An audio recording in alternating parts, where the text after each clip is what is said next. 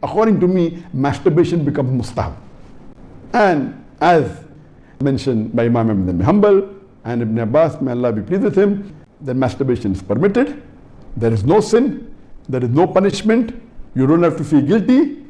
And if you have the urge and if you think you'll do fornication, then better do masturbation and avoid fornication and marry as soon as possible. تو یہ hand practice وغیرہ یا ان چیزوں کی طرف نہ لڑکے کے لیے جانا جائز ہے نہ لڑکیوں کے لیے جانا جائز ہے. یہ بالکل حرام ہے, اسلام میں اس کی بالکل اجازت نہیں ہے. سورہ قد افلح المؤمنون میں بھی اللہ نے حکم دیا اور سورہ معارج میں بھی کہ الا علی ازواجہم, کہ مرد اپنی بیوی کے علاوہ اور عورت اپنے شوہر کے علاوہ کسی تیسرے راستے سے اپنی خواہش پوری نہیں کر سکتے, نہ ہاتھ کے ذریعے نہ کسی اور ذریعے سے. اور حضرت عثمان ابن مظعون رضی اللہ تعالیٰ عنہ, یہ بھی صحیح حدیث ہے, فرماتے ہیں ہم سفر میں ہوتے تھے, بیویوں سے دور ہوتے تھے, تو ہم پہ عورت کی جدائی بہت شاق گزرتی تھی, اپنی شہوت پہ کنٹرول کرنا بہت مشکل تھا. ہم نے نبی سے اجازت مانگی کہ ہم اپنے آپ کو کسی طرح خصی کر دیں, نامرد بنا دیں, تو آپ صلی اللہ علیہ وسلم نے اس سے منع کیا ہمیں. اب آپ دیکھیں حضرت عثمان ابن مظعون اتنی شدید کنڈیشن میں کہ اپنے آپ کو نامرد کرنے کے لیے وہ تیار ہو گئے تھے. فرمایا, حدیث کے الفاظ ہیں, لو اجازنا لاختصینا, اگر نبی ہمیں پرمیشن دے دیتے تو ہم اپنے آپ کو نامرد کر دیتے, یعنی ہمیشہ کے لیے نامرد ہو جاتے.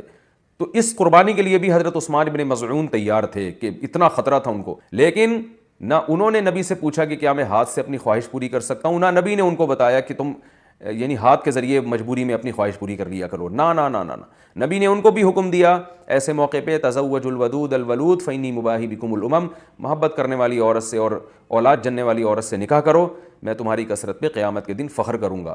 تو آپ صلی اللہ علیہ وسلم نے بزبان حال بتا دیا کہ یہ جو اللہ نے تم پر, مرد پر اتنی شہوت مسلط کی ہے, خواہش مسلط کی ہے, اس کی وجہ یہ ہے کہ اللہ نسل چاہتے ہیں. تو مرد اور عورت کو ایک دوسرے سے دور رہنے کے لیے پیدا نہیں کیا ہے, ملاپ کے لیے پیدا کیا ہے. تو اس لیے ایک ملاپ کی ایک ناجائز قسم ہے, ایک جائز ہے. ناجائز ہے گرل فرینڈ بوائے فرینڈ, یہ حرام ہے. ولا متخذاتی اخدان, ولا متخذی اخدان قرآن کے الفاظ ہیں, کسی لڑکی سے تمہیں دوستی کی اجازت نہیں ہے. اور جائز طریقہ کیا ہے جو سورہ مومنون میں اور سورہ معارج میں اللہ نے بیان کیا, الا علی ازواجہم, کہ اپنی بیوی بنا کے اپنی خواہش اس سے پوری کرو. فإنہم غیر ملومین, اور اللہ نے فرمایا یہ لوگ قابل ملامت نہیں ہیں. اگر نکاح کے ذریعے آپ خواہش پوری کرو گے تو آپ کو دنیا تو ملامت کرے گی, لیکن اللہ کی نظر میں آپ کو سرٹیفکیٹ مل گیا کہ آپ قابل ملامت نہیں ہیں. تو اپنی جانوں پہ ہم سب کو رحم کرنا چاہیے. زنا معاشرے میں بہت تیزی سے پھیل رہا ہے. کو ایجوکیشن سسٹم نے تو ہمارے فیملی سسٹم کو تباہ و برباد کر دیا ہے. تو اللہ میاں نے جو اجازت دی ہے, الا علی ازواجہم او ما ملکت ایمانہم, اور کیا فرمایا, فمن ابتغى وراء ذلک, جو نکاح کے علاوہ, اللہ نے ذالکہ جو ہے نا اس میں اشارہ ہے, ہاتھ سے اشارے کے وقت یہ ذالکہ کا لفظ استعمال کیا جاتا ہے. گویا اللہ نکاح کی طرف نا, بیوی کی طرف اشارہ کر کے کہہ رہے ہیں کہ اس کے علاوہ کوئی اور راستہ اگر تم نے اختیار کیا. یہ کیوں گویا ہاتھ سے اشارہ کیوں؟ پتہ چل جائے بس یہی حلال ہے, ہینڈ پریکٹس حلال نہیں ہے تمہارے لیے. اسی طرح کسی اور راستے سے اپنی خواہش پوری کرنا حلال نہیں ہے تمہارے لیے. اس لیے اللہ نے بتایا صرف یہ بیوی ہے, اس کے علاوہ کوئی بھی راستہ اختیار کرو گے فاولئک هم العادون, یہ لوگ اللہ کی حدود کو توڑنے والے ہیں.